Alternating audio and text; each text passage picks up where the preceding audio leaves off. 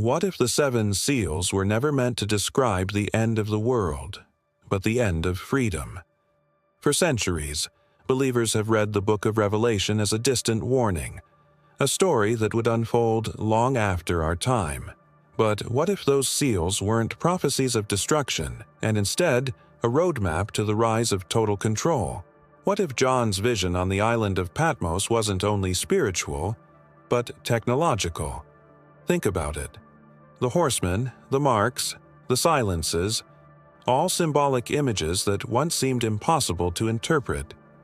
Yet now, in the age of artificial intelligence, digital surveillance, and global data networks, their meanings begin to align in ways that can no longer be ignored.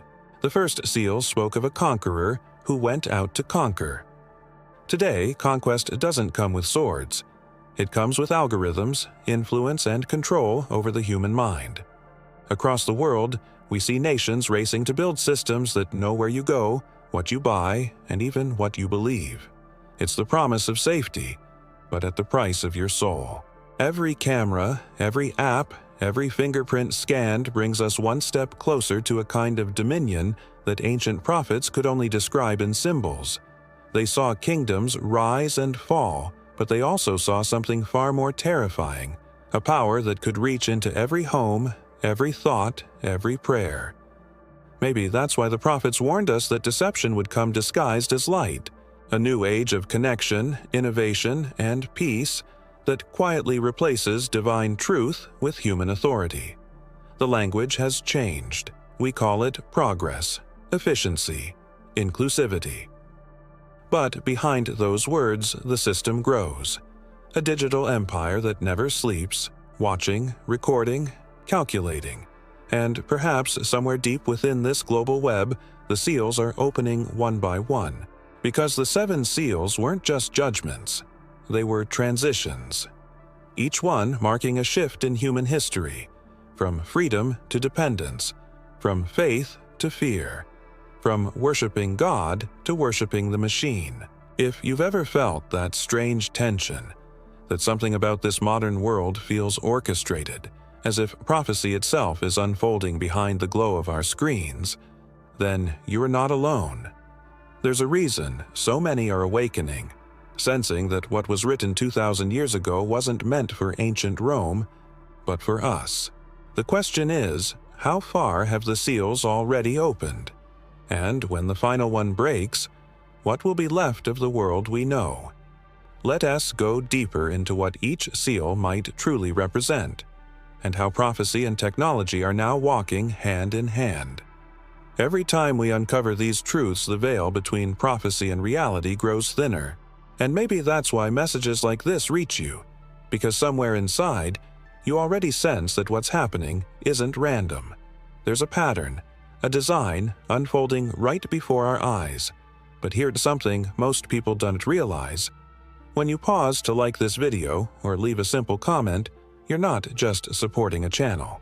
You're helping this message travel further, to reach others who are searching for the same answers you are. You're part of a small group that refuses to look away, that still believes ancient truth deserves a voice in a world drowning in noise. And if you've felt that this kind of content speaks to something deep within you, something that calls you to discern, to awaken, then take a moment to subscribe. Because every person who joins makes this community stronger. Every new voice helps keep the message alive, pushing back against the silence that tries to erase it. Together, we can keep uncovering what the prophets saw, not as distant myths, but as living reality unfolding in our generation. Because the more we explore, the clearer it becomes. Each seal isn't just a symbol.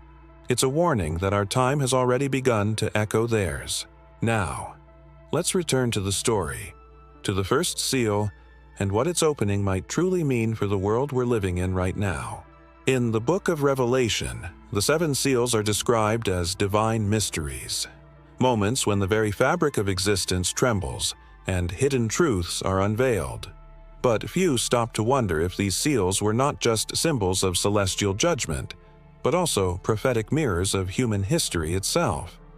Each seal, when broken, reveals not only spiritual transformation, but a deeper layer of human ambition, a story of control, of power, and of how far humanity will go to replace divine order with its own creation. John's vision began with a scroll sealed 7 times, a perfect representation of completeness, of secrets meant only for the right moment in time. The seals guarded knowledge so profound that even heaven fell silent when the final one was opened. For centuries, scholars have debated their meaning, trying to decode the images of horses, trumpets, and silence. Yet, what if these weren't just warnings about the end of the world, but revelations about our own evolution, how mankind, step by step, would build a system that mirrors divine authority, yet lacks divine wisdom? If we look closely, the seals trace a timeline. They begin with conquest, not of land, but of hearts and minds. Then they move toward war, scarcity, and fear. Each stage reflects a shift in humanity's relationship with truth and power. And today, as we live surrounded by algorithms and invisible networks, it becomes harder to deny that these same patterns are unfolding once again. Only now, they are digital. The riders may no longer carry swords, but they wield something far more efficient: information. The 7 seals were never random punishments. They were sequences, revealing how civilizations would rise, fall, and rebuild themselves in cycles of faith and rebellion. From the Tower of Babel to the age of artificial intelligence, the pattern is the same. Humanity's hunger for knowledge becomes its own undoing. The more we uncover, the more we seek to dominate, to measure, to control. It is as if each seal represents another step toward self-deification, the belief that mankind can govern reality without the Creator. And yet, behind this story of domination lies something more intimate. Each seal also speaks to a personal struggle, the battle between surrender and control within every soul. We see reflections of these ancient prophecies not only in global systems, but in our own hearts, where faith competes with fear and truth wrestles with pride. Perhaps the scroll John saw wasn't meant only for nations, but for every individual walking the path of revelation, each of us living through our own seals, one decision at a time. This is the hidden beauty of prophecy. It speaks to both the macro and the micro, to kingdoms and to consciences. When the seals break, they don't just expose divine wrath, they expose human nature. They reveal how progress, when stripped of purpose, leads not to enlightenment, but to blindness disguised as light. And this is why understanding these seals today is not about predicting doom. It's about decoding our era's truth. It's about recognizing the transformation of society into something that looks like unity, yet thrives on control. The illusion of peace that costs freedom itself.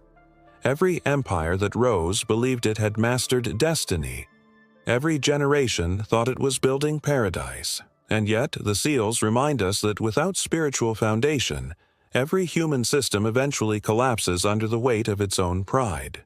The digital age is no exception. The tools of progress we celebrate may, in time, become the very chains that bind us. Still, there's something powerful about awareness, about seeing the pattern and choosing differently. The ancient text wasn't written to paralyze us with fear, but to awaken discernment. To remind us that prophecy isn't just about what happens next, but about what happens within us when truth is revealed. Because if each seal represents a step toward global domination, it also represents an opportunity for personal awakening, a chance to break free from the illusion that control equals safety.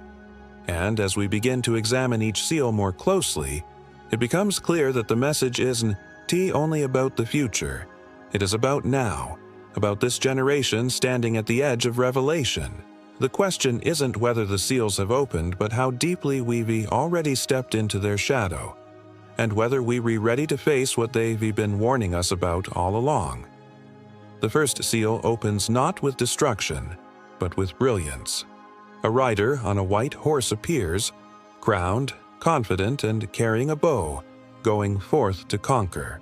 At first glance, he seems noble, radiant, even divine.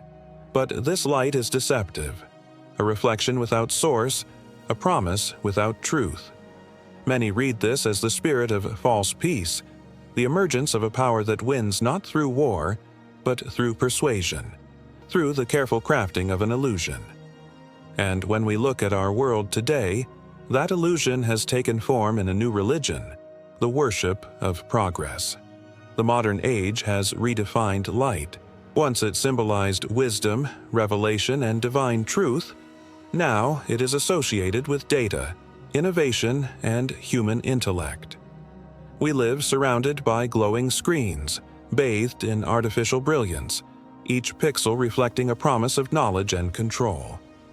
We can cure death, conquer disease, fix the planet, they say. But beneath those ambitions lies the same ancient hunger that drove humanity to build towers to the heavens, the desire to be gods in our own right. The white horse of revelation rides again, not through battlefields of flesh and blood, but through networks of information, through the quiet invasion of the human spirit. This false light is seductive because it doesn't come wrapped in darkness. It comes cloaked in purpose. It offers peace, connection, and unity. Yet it subtly replaces the Creator with creation. It whispers that salvation can be engineered, that redemption can be downloaded, that all truth can be measured by logic alone. The bow the writer carries is not made of wood and string. It's made of influence. It pierces not bodies, but belief. It conquers not nations, but hearts. And with every technological miracle, humanity drifts a little further from humility, trading faith for certainty and surrender for control. It's easy to see why so many fall for this promise. After all, who doesn't want to live in a world without pain, without limits, without dependence on something unseen? But that's the subtlety of the first seal. It appeals to our best intentions while feeding our deepest pride. It transforms the human dream of betterment into a system that defines what it means to be human. It replaces the need for transformation of the soul with the upgrading of the body. And soon, light becomes a weapon, a means to blind rather than to reveal. Yet, beneath the surface of this radiant illusion, something stirs. A quiet awareness that not all progress leads to peace. The same tools that promise to liberate us are being used to shape our choices, our thoughts, even our morality. Algorithms decide what we see, and what we see becomes what we believe. The White Horseman's conquest is subtle, almost invisible, but its reach is total. We call it the Age of Enlightenment, yet it feels increasingly like the Age of Hypnosis. This is the great paradox of the first seal. It teaches us that not all light comes from heaven. Some light blinds instead of guiding. And once you begin to notice the pattern, the merging of technology and ideology, the quiet rewriting of what it means to have faith, you start to see the same symbols everywhere. It's in the way we talk about human potential, about transcendence through machines, about peace achieved through control. It's in the way we look to the digital world for validation, comfort, and truth. The rider on the white horse doesn't arrive shouting war. He arrives offering solutions. But behind that offer lies a truth humanity has never wanted to face: that every empire built on self-exaltation eventually collapses under the weight of its own brilliance. Still, there's something deeply revealing about this moment in history. A chance to discern the difference between light that transforms and light that deceives. Because as the first seal breaks, it doesn't just unveil what's coming. It exposes who we've already become. And once the illusion of peace begins to flicker, once the glow of control starts to dim, the next seal begins to stir, a darker force rising in the silence that follows. When the first seal breaks, the illusion of peace shines brightly until the cracks begin to show. And it's within those fractures that the second seal emerges. A red horse gallops forward, fierce and restless, and its rider carries a great sword. But this sword isn't forged from steel anymore. It's made of code, data, and the invisible threads that bind our modern world together. What once began as wars of nations has evolved into something far more complex. A war for power that no longer needs bombs or battlefields. It happens in silence through systems designed to control without confrontation. The 20th century was the rehearsal. 2 world wars, countless conflicts, and the birth of a new kind of empire. One not defined by territory, but by influence. Out of the ashes of global chaos, technology rose as the new weapon of domination. Nations learned that the most effective way to win wasn't through armies, but through information. To shape what people believe, to dictate how they think, and to decide what truth even means. That is the modern conquest. The psychological battlefield where ideas are ammunition and attention is the prize. The red horse symbolizes the unrest beneath humanity's quest for power. Every promise of peace becomes another excuse for control. Every breakthrough, another layer of dependency. And while the wars of the past left cities in ruins, today's wars leave minds divided. We live in an age where chaos is not the side effect, it's the strategy. Algorithms decide who gets heard and who disappears. Markets rise and fall at the click of a key, and while no sirens wail, the world still bleeds. In pixels, in silence, in distraction. Power has always sought to disguise itself as protection. We watch to keep you safe. We regulate to maintain peace. But behind those words lies an ancient pattern. The same red horse galloping through time, feeding on fear and division. Once, war was visible. Now it hides behind convenience. Digital systems promise unity, but quietly record every movement. Financial networks promise stability, yet tighten their grip with every transaction. Even our faith in technology becomes part of the conflict, because what we trust most controls us most. The sword of the red horseman doesn't need to strike, it only needs to divide. And in division, it conquers. It separates communities with ideology, neighbors with outrage, families with invisible lines drawn by unseen hands. Humanity is being pulled apart not by difference, but by design. The battlefield is social media, the propaganda is disguised as entertainment, and the casualties are truth and peace of mind.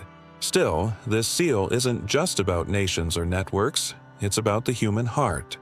The war for power begins within us, in the choices we make daily, whether to feed anger or understanding, whether to fight for dominance or discernment. The same spirit that drives empires to control the world drives individuals to control one another. It's the war between ego and humility, between what we can do and what we should do. Behind every great conflict lies a deeper revelation, a truth about who we are when power tempts us. The red horse isn't simply a warning of violence, it's a mirror reflecting the cost of ambition without restraint. We are witnessing a transformation in the nature of warfare, one that no longer destroys the body first, but the soul. A war waged in code and commerce, but whose consequences are written in conscience. And as the red glow spreads across the horizon of modern civilization, something even greater begins to stir beneath it. The illusion of control starts to unravel, and humanity stands on the edge of another shift, one that will reveal the next seal's shadow, where scarcity and dependence begin to take form in ways the prophets could barely have imagined. When the red horse fades into the distance, what follows is not peace, but a quiet tightening of control. The third seal opens, and a black horse steps forward. Its rider holds a pair of scales, a symbol of balance, of commerce, of exchange. But in this vision, the scales do not bring fairness, they bring restriction. The voice that follows speaks of scarcity, of wheat weighed by measure and oil sold by drop. It's the image of a world where survival itself becomes a transaction. And though that warning once seemed distant, we now live on the edge of its fulfillment. The modern world doesn't conquer with swords anymore. It conquers through systems. Control has shifted from armies to algorithms, from empires of land to empires of data. And at the heart of it all lies money, the invisible thread that ties every human life to the machinery of power. The third seal reveals what happens when that thread becomes a chain. Once, money represented choice. Now, it represents permission. Every digital transaction leaves a trace, every purchase builds a profile, and every profile becomes a tool to decide who deserves access to the system and who does not. We were promised freedom in the digital age, a world where currencies cross borders and opportunity knows no limits. But behind that promise lies a design of precision, a new financial order built not on gold or paper, but on surveillance and control. Central bank digital currencies, CBDCs, are rising quietly across nations, presented as innovation, efficiency, progress. Yet within their code hides the potential to redefine ownership itself. Money becomes programmable. It can expire, be restricted, or denied. Imagine a world where every transaction is visible, where your financial choices reflect your loyalty to the system. That's not fantasy anymore. It's the blueprint of a controlled society disguised as convenience. The rider of the black horse is not a destroyer of wealth, but a regulator of it. He doesn't burn fields or loot treasuries. He simply changes the rules. The power to create money becomes the power to dictate morality. Social credit systems already test this idea, rewarding compliance, punishing defiance. Buy the right products, say the right things, follow the right leaders, and you're safe. Question the narrative, and suddenly the scales tip against you. It's a silent punishment, an invisible exile where freedom fades not with violence, but with bureaucracy. This seal marks a transformation of trust.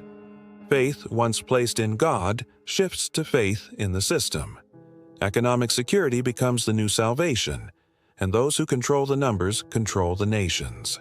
The truth hidden behind this transformation is that scarcity is no longer natural. It's engineered. Value is not determined by effort or resource, but by obedience. And when money becomes moral, power becomes absolute. It is the kind of order the prophets warned about, a structure so efficient that it no longer needs oppression to enforce it. People comply willingly, believing they're building a better world. There's something profoundly spiritual about this moment in history. The act of buying and selling was once mundane, but now it carries the weight of allegiance. The more dependent we become on the system, the less we belong to ourselves. The scale in the rider's hand isn't T just for measuring grain. It measures the soul of a generation that traded faith for comfort. And it's here, in this quiet economy of control, that prophecy and progress intertwine most dangerously. What makes this revelation so unsettling is not how futuristic it sounds, but how familiar it already feels. We're watching the shift happen in real time, and most call it innovation. But prophecy has always spoken the language of patterns. Every empire, before it collapses, builds a structure that demands loyalty in exchange for survival. And in the glow of our digital age, that pattern repeats with uncanny precision. Yet even now, amid all this order, something human still stirs. A sense that true value cannot be coded, that freedom cannot be programmed. It's the faint echo of a truth the world is trying to silence. Because when every transaction becomes a form of worship, and every decision a declaration of obedience, the question isn't just how the system works, it's how long before it decides who deserves to exist within it. And in that silence, another seal begins to tremble, waiting for its moment to break. When the black horse fades into the distance, the silence that follows feels heavier than war itself. And then the fourth seal breaks. A pale horse rides forth, and its rider is named Death. But this time, death doesn't arrive as a shadow cloaked in darkness. It comes quietly, invisibly, dressed in science, policy, and good intentions. It no longer wears armor or carries a sword. It hides inside codes of regulation, medical mandates, and systems built to protect. This is not the death of the body alone, but of trust, connection, and faith. It's the decay of spirit masked as collective safety. For centuries, death has ruled through fear. But in our age, fear has become the perfect tool of control. When the world trembles, it obeys. And few moments in recent history revealed this truth more clearly than the pandemic. In the name of survival, nations halted their rhythms, people surrendered their freedoms, and faith in human resilience gave way to faith in authority. We witnessed the birth of a new kind of governance, one where safety was traded for submission, and where obedience became the new virtue. What once required chains now only needed fear. Technology, once celebrated as a symbol of progress, became the silent enforcer of this new order. Tracking apps, biometric scanners, health passes, all born from crisis yet perfectly aligned with prophecy. The pale horse rides not across battlefields, but through the circuits of a global network, where every movement, every breath, every choice can be recorded and analyzed. And under the promise of protection, humanity accepted surveillance as a form of salvation. The truth is, fear makes control look reasonable. It transforms compliance into compassion and turns isolation into moral duty. But there's a hidden cost. The fear that unites also divides. It isolates hearts, fragments communities, and silences the very spirit that once bound people together. When every interaction is filtered through suspicion, love itself begins to die. The pale horse does not bring immediate destruction. It drains life slowly through anxiety, dependence, and despair. It's a death of meaning, a quiet erosion of what makes us human. And yet, the brilliance of this deception lies in its subtlety. Everything appears benevolent, organized, sanitized, rational. But behind the polished surface, systems of total observation take root. Every scan, every pass, every digital confirmation strengthens the structure of invisible power. Freedom fades not in explosions, but in updates. Every emergency normalizes a new rule. Every threat introduces a new layer of oversight. Until one day, control no longer feels external. It feels necessary. The prophets saw it long before we did. They spoke of a time when humanity would fear the unseen, when the invisible would become the weapon of choice. In our generation, that prophecy has taken on a digital form. Viruses and codes have merged. Both spread quietly, both replicate without borders, both depend on our connection to survive. And as this digital plague spreads, it reshapes more than just behavior. It reshapes belief. People stop asking why. They stop resisting. The narrative becomes the new scripture, and questioning it becomes heresy. This is the hidden transformation, the shift from living to existing under permission. The pandemic didn't just change policies, it changed mindsets. It taught billions that safety is worth any price, even if that price is freedom. And once a population accepts that bargain, power no longer needs to force, it only needs to suggest. Fear does the rest. But somewhere, within the noise of statistics and screens, something deeper stirs. A few begin to notice the pattern, to see how each crisis opens another door, how each act of protection hides a layer of control. It echoes the awakening that every prophecy pointed toward, the moment when humanity realizes that the battle was never against disease, but against deception. Because death's greatest weapon has never been the body, it's the surrender of the soul. And as the pale horse rides through our modern world, its hooves echo softly beneath the hum of machines. Each step signals another transition, another unveiling, another truth waiting to be faced. The world moves on, believing the danger has passed. But prophecy whispers otherwise, for there is another seal trembling, one that speaks not of death, but of silence, faith, and revelation. When the pale horse disappears into the fog of fear, another kind of darkness begins to unfold, one not of death, but of silence. The fifth seal opens, and beneath the altar, voices are heard. They are the cries of those who kept their faith, those who spoke truth in a world that no longer wanted to hear it. And yet, their voices fade, not because they are gone, but because the world has learned to mute them. This is the era of quiet persecution, the age when faith itself becomes suspicious. Not through open violence or public executions, but through algorithms, policies, and the quiet rewriting of what truth is allowed to sound like. For the first time in history, silence has become strategic. Platforms once built for connection now decide which words are acceptable, which prayers can be whispered, which scriptures can be shared without penalty. The new censorship is subtle, almost invisible. It hides behind guidelines, community standards, and fact checks. It doesn't silence through force, it silences through invisibility. The faithful still speak, but their voices no longer travel. Their messages vanish in the endless scroll, replaced by noise that numbs the spirit. This is the silence of faith, the moment when belief is redefined not by conviction, but by compliance. The prophets once warned that truth would be traded for comfort, that people would gather teachers to tell them only what they wanted to hear. We have reached that moment. Only now the teachers are digital, and the messages are filtered by machines. The fifth seal is not about the destruction of faith, but its dilution. It's the transformation of the sacred into content, the translation of the eternal into something marketable, manageable, and safe.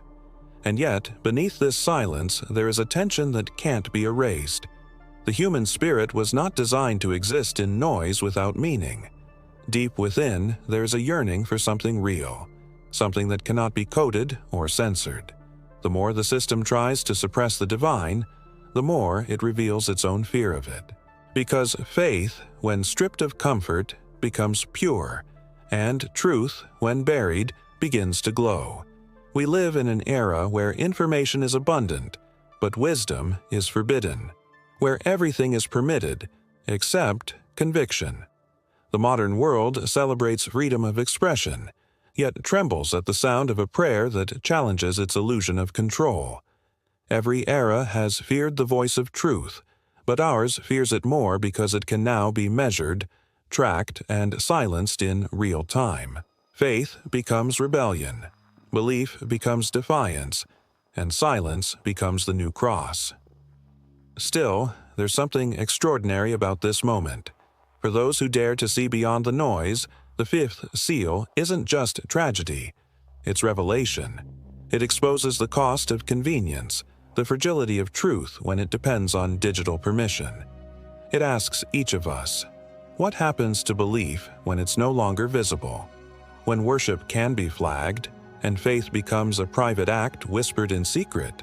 This is the hidden struggle of our generation. Not between religions, but between surrender and control, between the voice of truth and the comfort of silence. Every time a message of light is buried under distraction, the prophecy deepens. And while the system rewrites truth to fit its design, the faithful learn to speak in new ways, through art, through compassion, through quiet courage that no algorithm can detect. The fifth seal marks a shift not just in faith, but in identity. Humanity begins to forget that its strength was never in technology or influence, but in its ability to believe in something greater than itself. And as the world grows quieter, the question echoes louder. If truth can no longer be spoken, can it still be lived? The silence of faith is not the end. It's the threshold, the moment before revelation, the stillness before the storm. And as this silence spreads across nations, across minds, it prepares the stage for what comes next. A moment when the veil begins to lift, and what was hidden behind illusion starts to unfold in plain sight. The silence doesn't last forever. It never does. When the fifth seal fades into stillness, something begins to tremble beneath the surface of the world. a deep, unrelenting pulse that grows stronger with every passing day. And then, the sixth seal breaks. What follows is not merely chaos, but exposure. A great unveiling. The curtain that once separated illusion from truth begins to tear, and everything hidden, every motive, every deception, every false foundation, is forced into the light. The systems humanity built to control its own destiny begin to shake, not because of some external catastrophe, but because they were never rooted in truth. The imagery of the sixth seal is violent and poetic. The sun darkened, the moon turning to blood, the stars falling from the heavens. But beneath the symbolism lies something even more profound. Revelation. It's the moment when the world's false light begins to flicker and people realize that what they called progress was, in many ways, regression. The structures of power, political, economic, spiritual, start to collapse under the weight of their contradictions. The illusion of order gives way to a raw kind of chaos, one that doesn't destroy for destruction's sake, but to clear the ground for something real to emerge.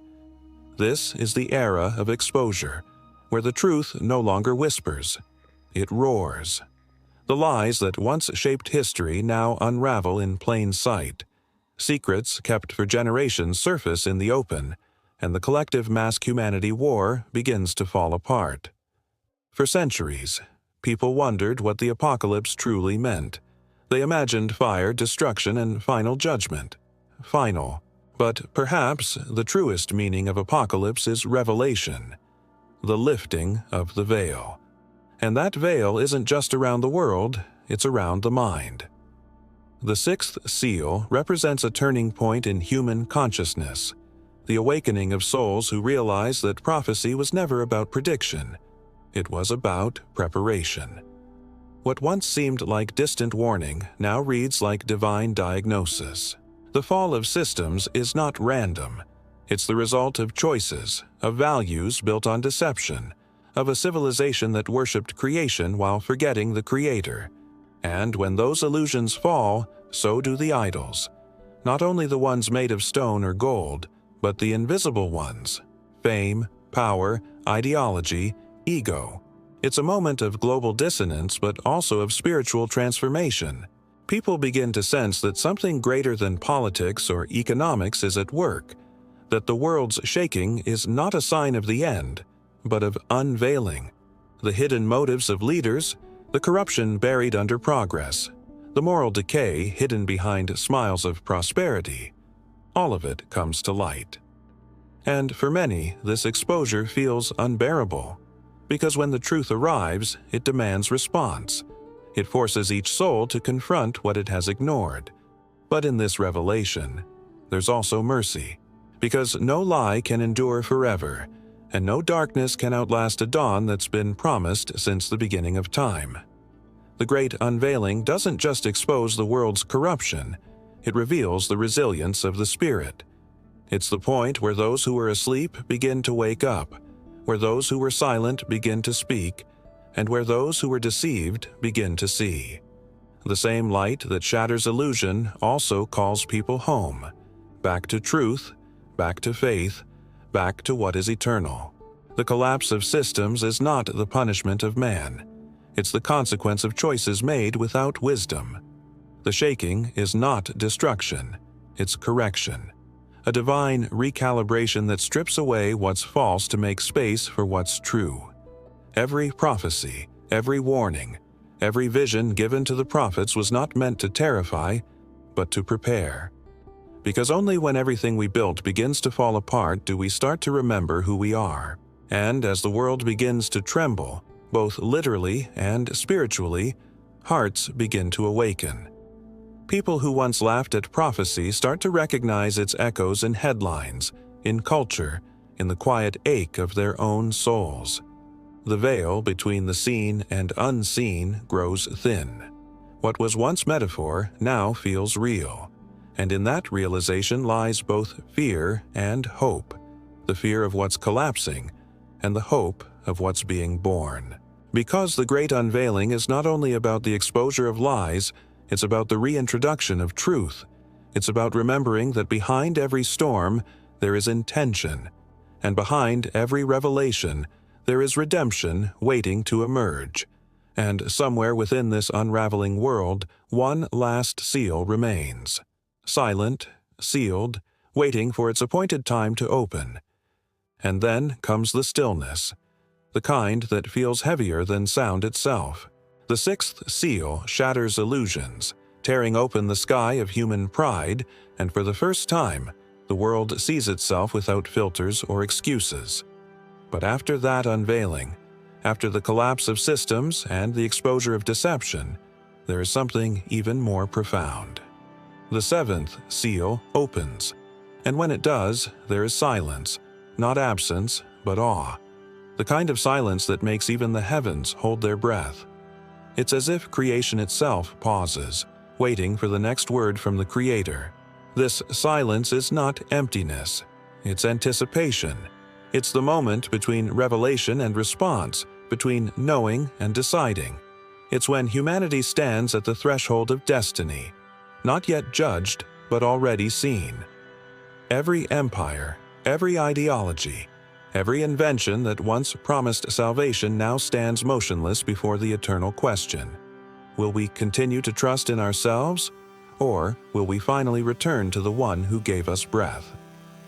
The seventh seal is not just the end of an era.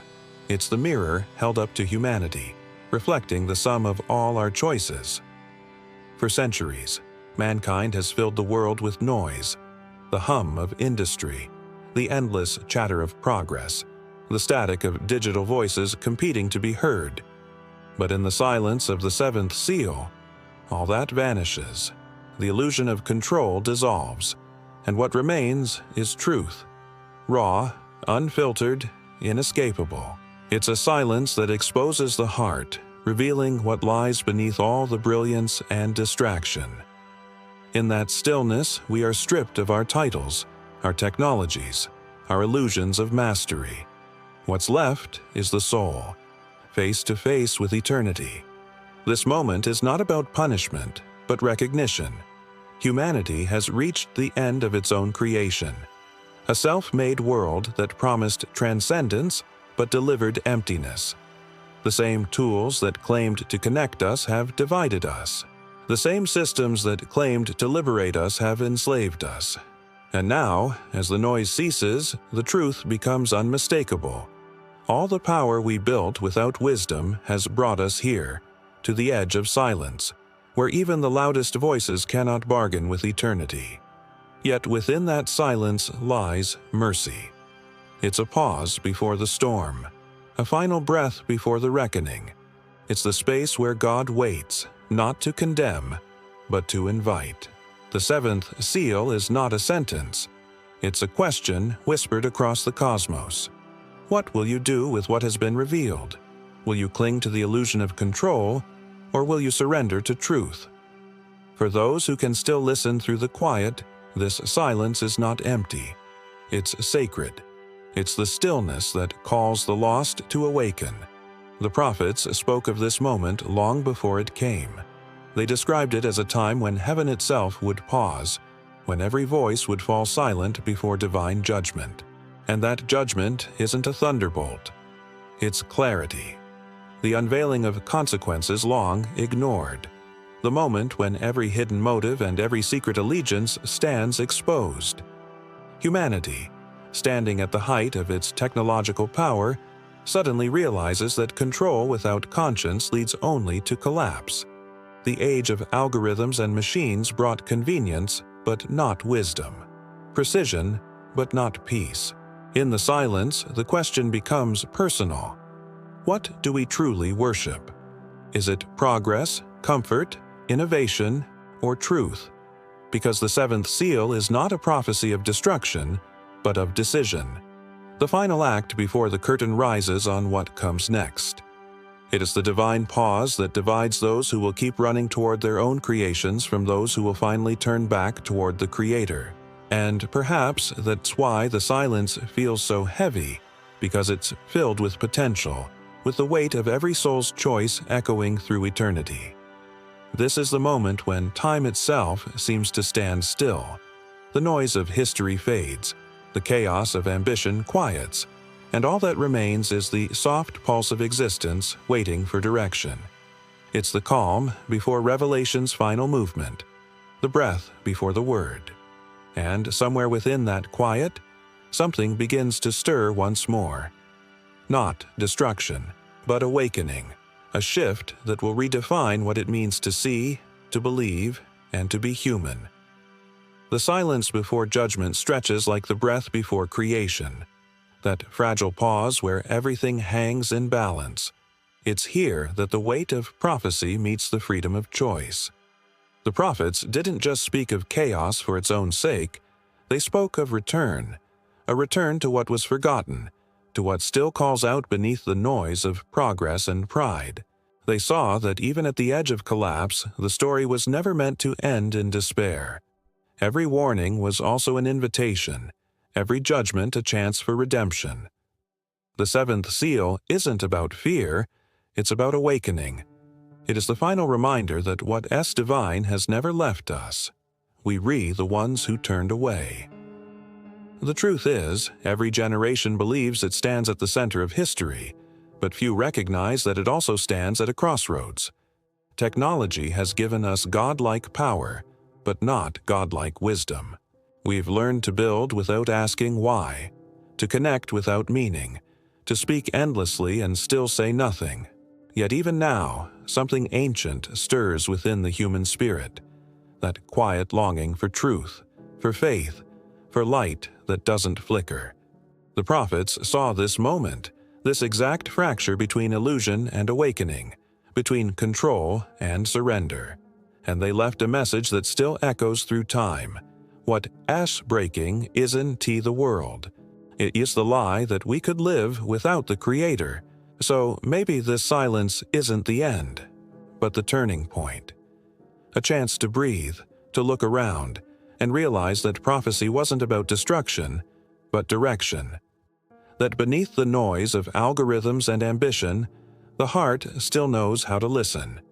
Because when everything else collapses, what remains is what always mattered: truth, love, and the eternal connection between the human and the divine. And if you felt that pull while listening, that quiet recognition that these words are not just history but revelation, then let it move you. Leave a mark. Share this message so it reaches others who are searching for meaning in the same silence. Like the prophets, you become part of the voice that refuses to disappear. And if this kind of reflection speaks to your soul, subscribe and stay with us. Because what's coming next may not just change what you believe about prophecy, it may change how you see the world itself.